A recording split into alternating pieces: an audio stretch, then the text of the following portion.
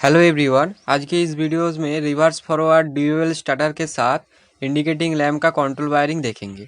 इसके पहले इस वीडियोस में हम रिवर्स फॉरवर्ड ड्यूअल स्टार्टर के power wiring and control wiring को देख चुके हैं। अगर आपने उस वीडियोस को अभी तक देखा नहीं है तो डिस्क्रिप्शन में दिए गए लिंक के थ्रू आप उस वीडियोज़ को देख सकते हैं। अब हम फॉरवर्ड रिवर्स ड्यूअल स्टार्टर के साथ जो इंडिकेटिंग लैम्प है उसका कनेक्शन देख लेते हैं। तो यहाँ पे हमने 4 इंडिकेटिंग लैम्प ले चुका हूँ। एक स्टॉप के लिए, एक फॉरवर्ड रन, एक रिवर्स रन और एक ट्रिप के इंडिकेटिंग लैम्प है। ये हमारा 240 वोल्ट पे ऑपरेट होता है। तो हम पहले इसके इन चारों में जो न्यूट्रल है उसे हम कनेक्ट कर देते हैं। तो न्यूट्रल को पहले हम चारों में लूप के थ्रू कनेक्ट कर दिए। पहले हम स्टॉप इंडिकेटिंग लैम्प के वायरिंग को देख लेते हैं। ये स्टॉप इंडिकेटिंग लैम्प उसी कंडीशन में जलना चाहिए जब हमारा फॉरवर्ड एंड रिवर्स दोनों कॉन्टैक्टर अगर ऑफ कंडीशन में है तभी ये लैम्प ग्लो करना चाहिए। तो इसके लिए हम एनसी कॉन्टैक्ट जो ऑक्सिलरी कॉन्टैक्ट है उसका इस्तेमाल करेंगे। तो इसके लिए हमें कॉन्टिन्यूस सप्लाई की रिक्वायरमेंट है। तो यहाँ पे हम ऑलरेडी 53 नंबर पे कॉन्टिन्यूस सप्लाई यहाँ से ला चुके हैं। तो 53 से सप्लाई को लूप करते हुए हम फॉरवर्ड के 71 जो एनसी पॉइंट है वहाँ पे कनेक्ट कर देते हैं। अब 71 के जो आउटपुट है यानी 72 उस एनसी पॉइंट से एक वायर को कनेक्ट करते हुए रिवर्स के भी हम 71 जो एनसी पॉइंट इनकमिंग पॉइंट है वहाँ पे कनेक्ट कर दिए। अब रिवर्स का जो 71 के जो आउटगोइंग जो एनसी पॉइंट है 72 वहाँ से वायर को कनेक्ट करते हुए हम सीधे इस स्टॉप पुश बटन के साथ कनेक्ट कर देंगे। तो ये से क्या होगा कि हमारा जो नॉर्मल कंडीशन में ये जो सप्लाई है ये यहाँ तक हमारा नॉर्मल जो कॉन्टिन्यूस सप्लाई है वो 71 टर्मिनल तक आ चुका है। अगर ये फॉरवर्ड कॉन्टैक्टर और रिवर्स कॉन्टैक्टर अगर ऑफ है तो ये 71 और 72 आपस में एनसी है। तो ये सप्लाई 72 से निकलेगा और 72 से होते हुए ये सप्लाई 71 यानी रिवर्स के 71 जो एनसी पॉइंट है वहाँ तक आएगा।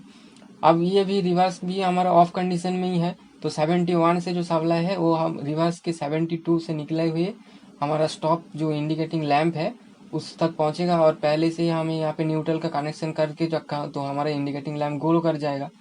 लेकिन अगर इस दोनों में से किसी भी एक कॉन्टैक्टर अगर ऑपरेट होगा तो ये जो एनसी पॉइंट है ये एनो बन जाएगा और हमारा जो सप्लाई है जो इंडिकेटिंग लैंप तक जा रहा है वो डिस्कनेक्ट हो जाएगा और हमारा जो लैंप है वो बंद हो जाएगा।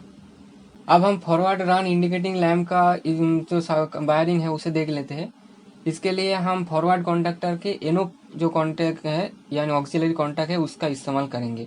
तो यहाँ पे भी हमें एक कॉन्टिन्यूस सप्लाई की रिक्वायरमेंट है। तो हमने ऑलरेडी 71 पे सप्लाई कॉन्टिन्यूस सप्लाई हमारा है। तो हम यही से एक सप्लाई को लूप करते हुए 83 पे कनेक्ट कर देते हैं। अब 83 की जो एनो पॉइंट है उसका जो 84 नंबर यानी जो आउटपुट है आउटपुट एनो पॉइंट 84 से एक वायर को कनेक्ट करते हुए हम सीधे फॉरवर्ड रन के जो बल्ब है यानी जो लैंप है उसके साथ कनेक्ट कर देंगे।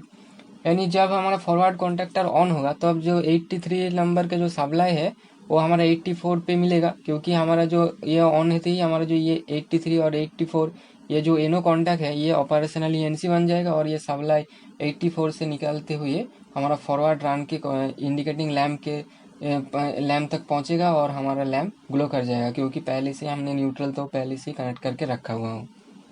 अब ठीक वैसे ही फॉरवर्ड रन की तरह रिवर्स रन का इंडिकेटिंग लैम्प भी कनेक्ट कर लेते हैं। तो इसके लिए भी हम रिवर्स कॉन्टैक्टर का एनो कॉन्टैक्ट 53 और 54 का यूज़ करेंगे। तो यहाँ पे भी हमें एक कॉन्टिन्यूस सप्लाई की जो रिक्वायरमेंट है तो हमने 83 नंबर जो टर्मिनल है वहाँ पे हमने कॉन्टिन्यूस सप्लाई ऑलरेडी हमारा कनेक्टेड है। तो यहीं से एक लूप बना के हमने 53 तक एक 53 के साथ कनेक्ट कर देता है। तो 53 जो एनो पॉइंट है उसका जो आउटगोइंग यानी 54 के आउटगोइंग टर्मिनल से वायर को कनेक्ट करते हुए हम आर रन यानी रिवर्स रन के इंडिकेटिंग लैम्प के साथ कनेक्ट कर देते हैं। तो यहाँ से वायर को कनेक्ट करते हुए रिवर्स लैम्प के इंडिकेटिंग लैम्प के साथ कनेक्ट कर दिए। तो जब रिवर्स कॉन्टैक्टर हमारा ऑपरेट होगा तो 53 और 54 ऑपरेशनली एनसी बन जाएगा और ये सप्लाई यहाँ 54 से निकालते हुए हमारे रिवर्स रन तक पहुँचेगा और हमारा रिवर्स रन हमारा इंडिकेटिंग लैम्प ग्लो कर जाएगा। अब हम ट्रिप की इंडिकेटिंग लैम्प के वायरिंग को देख लेते हैं। ट्रिप की इंडिकेटिंग लैम्प को वायरिंग करने के लिए हम OLR की 97 और 98 जो एनो पॉइंट है उसका इस्तेमाल करेंगे। तो पहले हमें एक कॉन्टिन्यूस सप्लाई जो यहीं से हमने एक लूप लेते हुए हम उसे पहले 97 पे कनेक्ट कर देते हैं। अब 97 एनो के जो आउटपुट है यानी 98 है वहाँ से एक वायर को कनेक्ट करते हुए हम सीधे ट्रिप इंडिकेशन लैम्प के साथ कनेक्ट कर देंगे। तो 98 से हम एक वायर को लेंगे और उसको हम सीधे ट्रिप इंडिकेटिंग लैम्प के साथ कनेक्ट कर देंगे। तो जब हमारा OLR ओवरलोड की वजह से ऑपरेट होगा, यानी ओवरलोड की वजह से ट्रिप होगा, तो ये 97 और 98 ये जो कॉन्टैक्ट है ये ऑपरेशनली NC बन जाएगा। तो 97 पे जो सप्लाई है वो 98 के थ्रू हमारा ये ट्रिप का इंडिकेटिंग लैम्प तक पहुंचेगा और हमारा ट्रिप का इंडिकेटिंग लैम्प ग्लो कर जाएगा। और उसी टाइम पे हमारा जो 95 और 96 जो NC पॉइंट है, जो NC टर्मिनल है, वो ऑपरेशनली येलो बन जाएगा और ये जो 95 पे जो सप्लाई है वो 96 से पास नहीं होगा। तो उसके साथ, इसकी वजह से इसके साथ जुड़ा हुआ जितने भी सर्किट है, जितने भी कंट्रोल है, वो सारे हमारा ऑफ हो जाएंगे। अगर आपको हमारा ये वीडियो अच्छा लगा तो आप हमारे इस वीडियो को एक लाइक जरूर करें। फ्यूचर में इसी तरीके का वीडियोस का अपडेट पाने के लिए आप हमारे इस चैनल को सब्सक्राइब कर सकते हैं। जय हिंद, जय भारत।